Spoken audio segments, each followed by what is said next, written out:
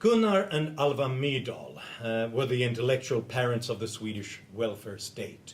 Two leading intellectual social democrats and politicians who talked about in the 1930s how Sweden was uniquely well adapted to having a welfare state. They wanted to build it there for several reasons, because of conditions that made it possible. The first one was a small and homogeneous population with high levels of trust for one another and for the government. Because Sweden never had a period of feudalism or any recent history of invasions or anything like that. We were one homogeneous population, and we weren't used to having masters and slaves or peasants, but land-owning farmers who owned themselves and also always had a political representation in parliament, or at least it goes hundreds of years back, which means that Swedes are used to seeing the authorities not just as some sort of invader, some sort of corrupt outsider who's there to take what you have got or make life miserable. They're used to seeing the bureaucrats, the politicians, as themselves, as their cousins, or at least their second cousins, someone they can trust, someone who's not there to make a buck out of from abusing that power.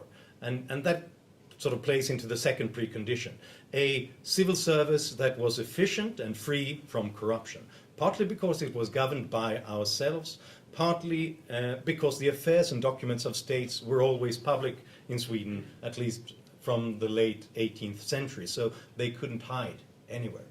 And the third precondition is a traditional Lutheran work ethic.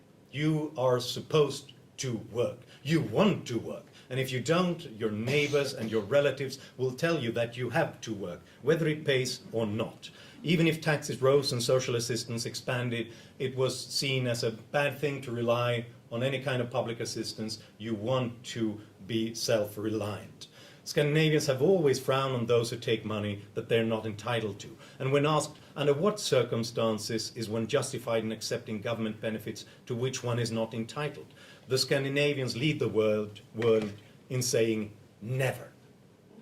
And finally, that work would be very productive with Sweden's well-educated population and strong export sector. So Gunnar and Alva Myrdal said that if the welfare state can't be successful in Sweden, it will not be successful anywhere in the world. Keep that in mind, because that will be important when we reach the conclusion of this speech. If it couldn't work in Sweden, it couldn't work anywhere. So all those conditions, and this is important to remember, all those preconditions were there before Sweden was a welfare state, before the Social Democrats had power, which they got in Sweden only in 1932, after the Myrdals were talking about this.